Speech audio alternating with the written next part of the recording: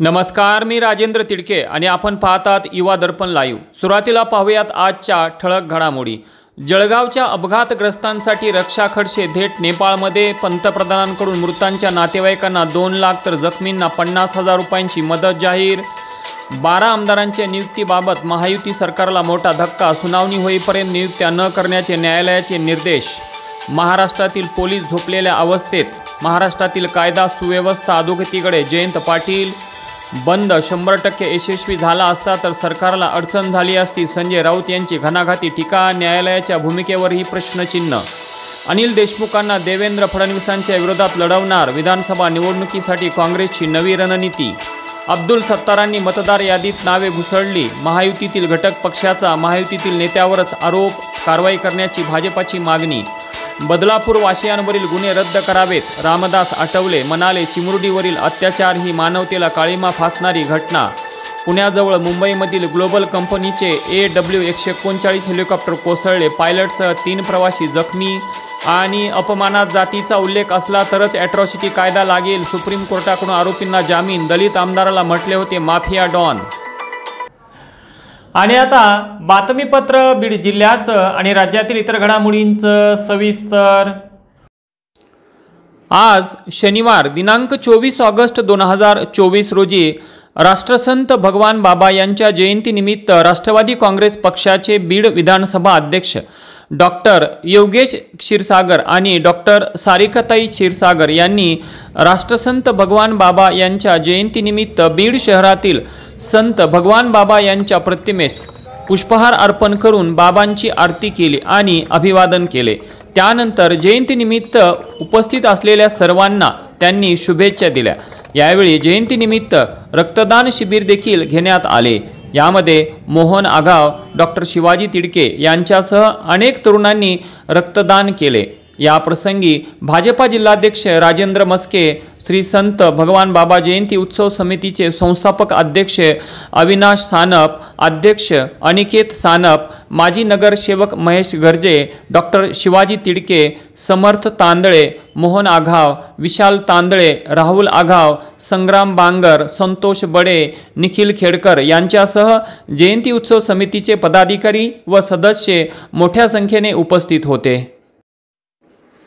बीड तालुक्यातील संपूर्ण महाराष्ट्रात सुप्रसिद्ध असलेले बालाघाटावरील लिंबागणेश येथील श्री क्षेत्र भालचंद्र देवस्थान ट्रस्ट यांच्या वतीने गुरुवार दिनांक 22 ऑगस्ट रोजी संकष्ट चतुर्थीचे औचित्य साधून आनंद ऋषीजी नेत्रालय अहमदनगर यांच्या माध्यमातून आधुनिक कॉम्प्युटरद्वारे नेत्र तपासणी व अल्प दरात मोतीबिंदू शस्त्रक्रिया शिबिर भालचंद्र गणपती मंदिराच्या प्रांगणात आयोजित करण्यात आले। यावेळी नेत्रतज्ञ डॉक्टर दीपक घाडगे यांनी आधुनिक कॉम्प्युटरद्वारे रुग्णांची तपासणी करून मार्गदर्शन केले। संकष्टी चतुर्थीच्या निमित्ताने आलेल्या जवळपास 150 भाविकांनी या शिबिराचा लाभ घेतला। यावेळी श्री क्षेत्र भालचंद्र देवस्थान ट्रस्टचे व्यवस्थापक चिंतामण जोशी, विश्वस्त पुजारी श्रीकांत जोशी, माजी सैनिक सुंदरभाऊ वाणी, मंगेश जोशी, वरद जोशी यांनी डॉक्टर दीपक घाडगे यांचा यावेळी सत्कार केला। यावेळी सामाजिक कार्यकर्ते डॉक्टर गणेश ढवळे लिंबागणेशकर, पत्रकार हरिओम क्षीरसागर, संजय घोलप, विनायक वाणी, बाळकृष्ण अवसरे, जम्मन कांबळे आदी उपस्थित होते। वडवणी तालुक्यातील पुसरा येथील मूळचे रहिवासी आणि वडवणी येथील पत्रकार सतीश मुजमुले यांचे ज्येष्ठ चिरंजीव अभिषेक यांचा 2 दिवसांपूर्वी अपघात झाला। हेल्मेट नसल्याने त्याच्या डोक्याला गंभीर मार लागल्याने तो बेशुद्ध झाला होता। त्याला उपचारासाठी लातूरला हलविण्यात आले होते, मात्र तो डॉक्टरांच्या प्रयत्नांना प्रतिसाद देत नव्हता। अखेर आज त्याची प्राणज्योत मालवली। अभिषेकच्या या दुर्दैवी निधनाने संपूर्ण मुजमुले परिवारावर दुःखाचा डोंगर कोसळला आहे। पत्रकार सतीश मुजमुले यांच्या दुःखात अखिल भारतीय मराठी पत्रकार परिषद, डिजिटल मीडिया परिषद, वडवणी तालुका मराठी पत्रकार परिषद यांच्यासह युवा दर्पण लाईव्ह बीड सहभागी आहेत। अभिषेकच्या अपघाती मृत्यूने संपूर्ण वडवणी तालुक्यात हळहळ व्यक्त केली जात आहे।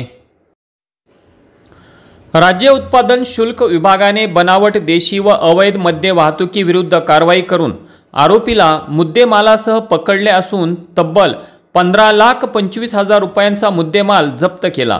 राज्य उत्पादन शुल्क अधीक्षक विश्वजित देशमुख यांच्या मार्गदर्शनाखाली दिनांक 22 ऑगस्ट 2024 रोजी मिळालेल्या माहितीच्या आधारे कळंब केज रोडवर संशयित वाहनांची तपासणी चालू असताना मौजे सुरडी फाटा शिवार येथे निरीक्षक राज्य उत्पादन शुल्क भरारी पथक बीड यांच्या पथकाने एक संशयित 4 चाकी टोयोटो इनोवा गाडी जिचा नंबर MH09 BJ 0015 या गाडीची तपासणी केली असता सदरील गाडीमध्ये बनावट देशी दारू टँगो पंचच्या 90 मिली क्षमतेच्या 5000 सीलबंद बाटल्या असा एकूण 15,25,000 रुपये किमतीचा मुद्देमाल जप्त करण्यात आला। यावेळी आरोपी इसम गोकुळ रामभाऊ धुमाळ वय 24 वर्षे राहणार शिंगारे गल्ली धारूर तालुका धारूर जिल्हा बीड यास अटक करून इतर फरार आरोपी विरुद्ध महाराष्ट्र दारूबंदी कायदा 1949 चे कलम 65 अ ब इ फ 80 81 83 90 व 103 कलमान्वये गुन्हा नोंद करण्यात आला आहे।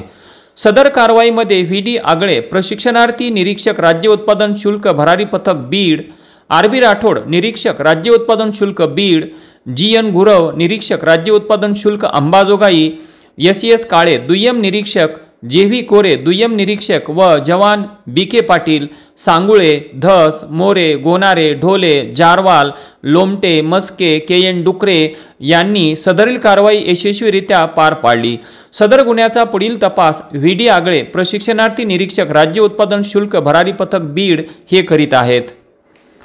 बीड जिल्हा परिषदेच्या सर्व शिक्षा अभियानांतर्गत पाटोदा पंचायत समिती गट शिक्षण कार्यालयामध्ये समावेशित शिक्षक शिक्षण विभागाचे साधन व्यक्ती राजेंद्र गुंडाले रेड्डी वय 36 वर्षे राहणार अंबाजोगाई यांनी सौताडा येथील धबधब्यामध्ये दिनांक 21 ऑगस्ट रोजी आत्महत्या केल्याची घटना 3 दिवसानंतर शुक्रवारी उघडकीस आली। राजेंद्र गुंडाले हे दिनांक 21 ऑगस्ट 2024 पासून बेपत्ता होते। त्यांची दुचाकी गाडी ही पाटोदा तालुक्यातील सौताडा धबधब्याजवळ आढळून आली। गुरुवारी दिवसभर कर्मचारी आणि त्यांच्या मित्रांनी सौताडा परिसरातील धबधब्याच्या परिसरात आणि खाली उतरून सर्वत्र शोधाशोध केली, परंतु गुंडाले हे आढळून आले नव्हते। अखेर त्यांचा मृतदेह शुक्रवारी आढळून आला। शवविच्छेदनानंतर त्यांच्या पार्थिवावर अंबाजोगाई येथे अंत्यसंस्कार करण्यात आले। शांत आणि संयमी असणारे गुंडाले यांनी आत्महत्या करून जीवनयात्रा संपवल्याने सर्वत्र हळहळ व्यक्त करण्यात येत आहे। काल रात्रीपासून संपूर्ण बीड जिल्ह्यात सर्वसमावेशक असा जोरदार पाऊस कोसळत असून अशातच परळी बीड मार्गावरील रस्त्याचे काम सध्या सुरू असून पावसाळ्यापूर्वी या रस्त्यावरील पुलांची कामे पूर्ण न झाल्याने पर्यायी पूल तयार करण्यात आला होता। मात्र आज दिनांक 24 ऑगस्ट 2024 च्या पहाटे परळी बीड रस्त्यावरील परळी तालुक्यातील पांगरी जवळील वान नदीवर तयार करण्यात आलेला पर्यायी पूल नदीला मोठा पूर आल्यामुळे पाण्याने वाहून गेला। त्यामुळे परळी बीड मार्गावरील वाहतूक पूर्णतः बंद झाली आहे। दरम्यान नदी पात्रातील पाण्याचा प्रवाह कमी झाल्यानंतर या ठिकाणी पुन्हा नव्याने नाल्या टाकून पर्यायी भरावाचा तात्पुरता पूल तयार करण्यात येणार आहे। परंतु पर्यायी पूल तयार झाल्यानंतरच हा रस्ता बीडकडे जाण्यासाठी तयार होणार आहे। तोपर्यंत मात्र वाहनधारकांचा खोळंबा होणार हे निश्चित। आणि याचबरोबर आजचं बातमीपत्र संपलं। उद्या पुन्हा भेटू काही नव्या आणि ताज्या घडामोडींसह। तोपर्यंत पाहत राहा युवा दर्पण लाईव्ह चॅनल लाईक करा, सबस्क्राईब करा आणि खाली दिलेल्या बेल आयकॉनला प्रेस करा। तोपर्यंत नमस्कार।